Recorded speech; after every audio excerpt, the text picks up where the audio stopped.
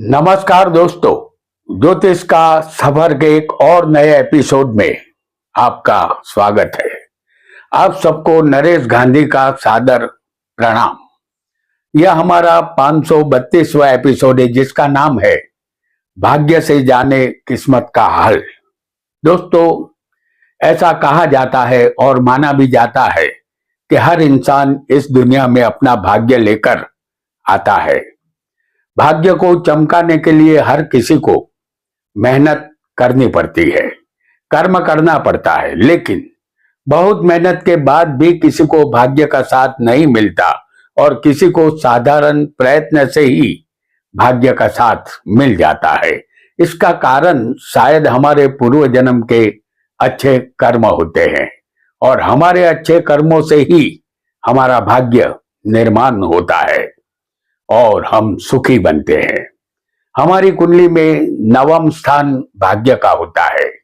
तकदीर, नसीब, किस्मत, फ्यूचर, यह सब इसी स्थान से देखा जाता है।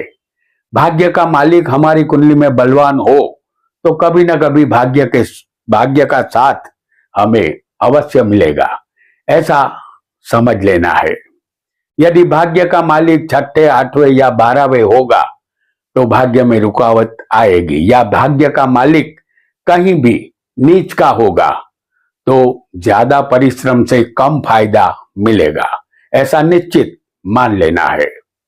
नवम स्थान से पिता, धर्म, तीर्थ यात्रा, विदेश गमन, भाग्य, अच्छे रास्ते से धन प्राप्ति, सत्संग, उच्च शिक्षा, पिता का धन, वैदिक यज्ञ, धन का दान, गुरु भक्ति, ये सब इसी नवम स्थान से देखा जाता है। कुंडली में सबसे पहले भाग्य को देखने की शास्त्र आज्ञा है, क्योंकि भाग्य के बिना दाव उल्टा पड़ जाता है। आइए, भाग्य क्या कहता है, इस एपिसोड में हम भाग्य स्थान संबंधित सब कुछ जानेंगे। वीडियो को लाइक करें, शेयर करें और हमारे चैनल ज्योतिष का सफर को सब्सक्राइब करें। धन्यवाद। आपका लग्न यहाँ कोई भी हो सकता है। जहां लग्न की जरूरत होगी हम लग्न पेश करेंगे। यह काल पुरुष की कुंडली है। इस कुंडली में नवम स्थान भाग्य का समझना है। यहां मेष लग्न की उदाहरण कुंडली हम पेश करेंगे। इस कुंडली में शुक्र के साथ भाग्येश की युति केंद्र में हो, पहले, चौथे, सातवें, 10वें स्थान को केंद्र कहते हैं। तो केंद्र में शुक्र के साथ भाग्येश की युति हो और तीसरे स्थान में सूर्य, शनि भी बैठे हो, उनकी दृष्टि भाग्य पर हो। इस कुंडली में शुक्र भाग्येश गुरु के साथ हम आपको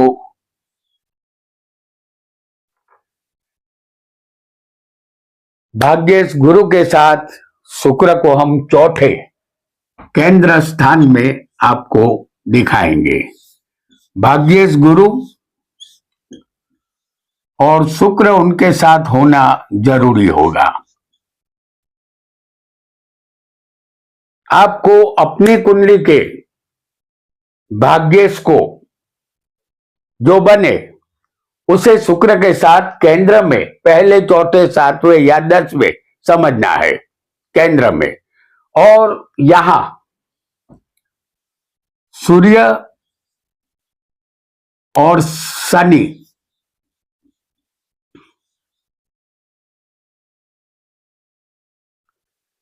तीसरे पराक्रम में होंगे।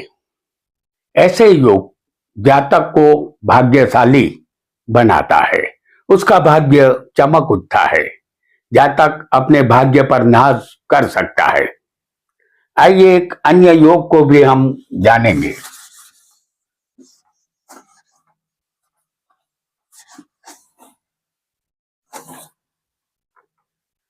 आपका लग्न यहां कोई भी हो, भाग्य में चंद्र आपकी कुंडली में होगा जैसे भाग्य स्थान 9वां होता है।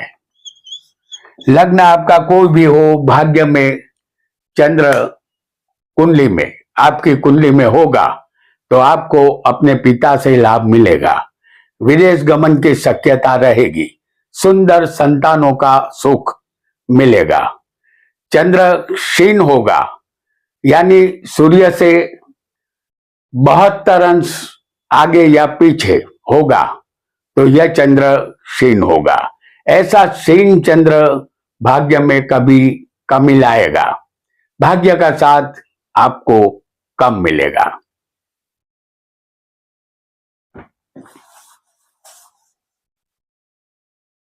फिर एक बार आपके सामने हम मेष लग्न की उदाहरण कुंडली प्रस्तुत करेंगे। इस कुंडली में भाग्य का मालिक गुरु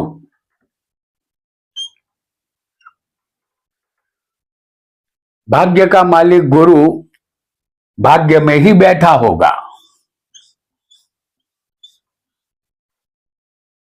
आपको अपनी कुंडली के भाग्य के मालिक को भाग्य में समझना है। ऐसा होगा तो आपका भाग्य प्रबल बनेगा। आपको प्रसिद्धि और नामना बहुत जल्द मिलेगी, साथ ही धन भी मिलेगा। आप भाग्य के धनी होंगे।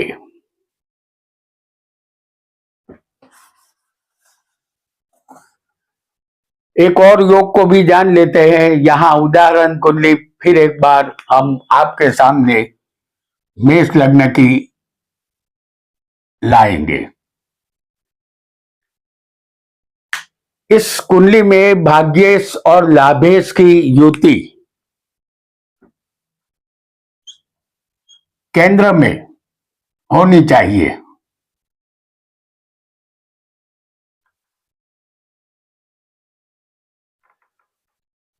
इस कुंडली में भाग्येश गुरु है और लाभेश शनि है।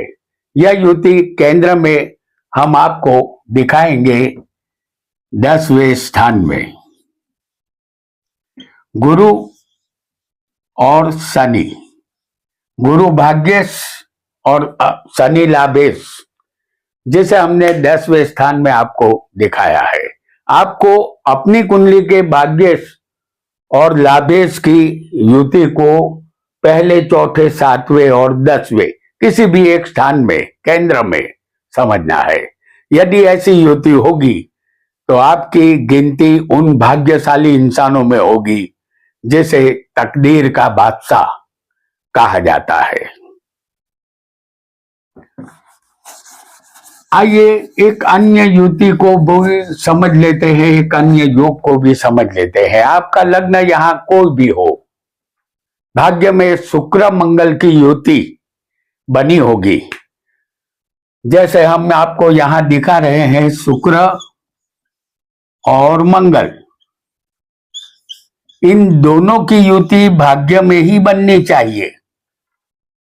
लग्न आपका कोई भी हो, युति 9वें स्थान में बनी होगी तो आपको 2 बार शादी करनी पड़ेगी। यह द्विपत्नी योग है और इसी वजह से धर्म से ज्यादा काम वासना में आपको रुचि ज्यादा रहेगी। परदेश गमन की शक्यता रहेगी। आप परदेश जा करके धनवान बनेंगे। परदेश में आपको भाग्य का साथ अवश्य मिलेगा।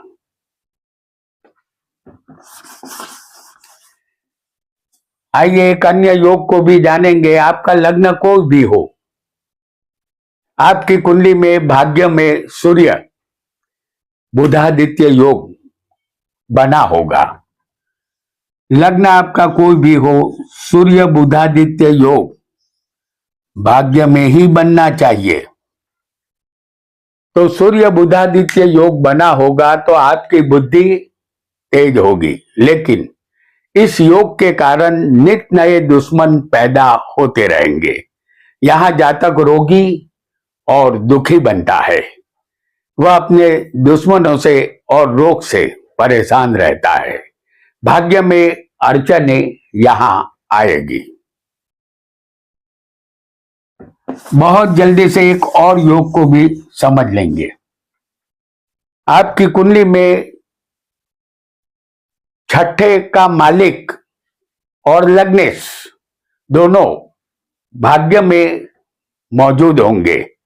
जैसे फिर एक बार हम मेष लग्न की उदाहरण कुंडली लाएंगे।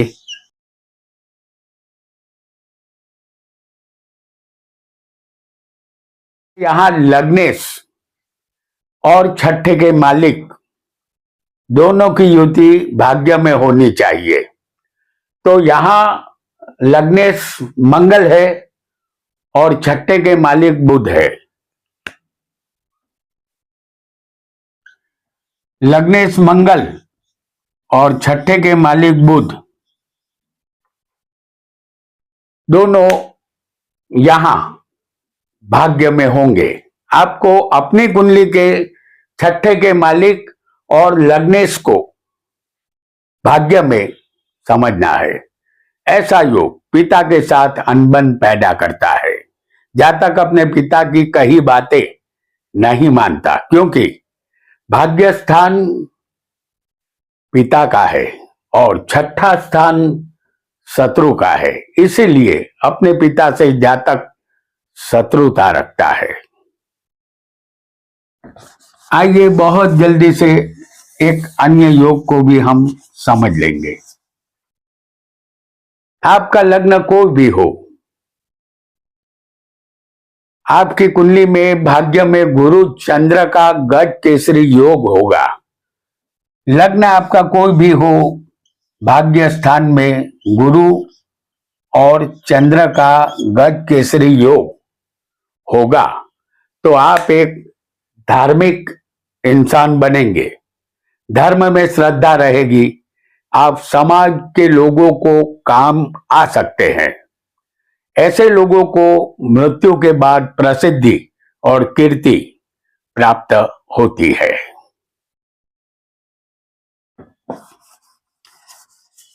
एक अन्य योग को हम बहुत जल्दी से जानेंगे। आपका लग्न यहां कोई भी हो, शुक्र गुरु की युति भाग्य में बनी होगी। जैसे हम यहां आपको दिखा रहे हैं, शुक्र और गुरु इन दोनों की युति भाग्य में होनी चाहिए। आपका लग्न यहां कोई भी हो, शुक्र गुरु की युति भाग्य में बनी होगी तो आप धनवान बनेंगे। भाग्य आपका जोर मारेगा। वह सब कुछ आपको मिलेगा जिसका सपना आप हमेशा देखते होंगे। यहां सामान्य प्रयत्न से ज्यादा फायदा आपको मिलेगा। भाग्य आप पर सदा मेहरबान रहेगा। आइए एक अन्य योग को भी बहुत जल्दी से हम समझ लेंगे। आपकी कुंडली में कोई भी लग्न हो, भाग्य में शुक्र बैठा होगा तो आपकी शादी में थोड़ा विलंब होगा। लग्न आपका कोई भी हो, भाग्य में शुक्र होना चाहिए तो शादी में विलंब होने वाला है। लेकिन जैसे ही पत्नी आएगी आपका भाग्य खुल जाएगा। पत्नी आनंदी और सदा खुश रहने वाली, आपको प्रेम करने वाली मिलेगी। पत्नी का प्रेम आपको मिलेगा। संतान सुख और वैभवी जीवन आपको मिलेगा। आप विदेश की मुसाफरी करेंगे और विदेश से भी धन कमाएंगे। आप कला रसिक बनेंगे, व्यापार से खूब धन कमाएंगे। आपका भाग्य सदा अच्छा ही रहेगा। आप सही अर्थ में मान सम्मान के अधिकारी बनेंगे। तो दोस्तों, आज हमने भाग्य संबंधित चर्चा करके भाग्य से किस्मत का हाल जाना। आज इतना ही। आपका बहुत बहुत धन्यवाद।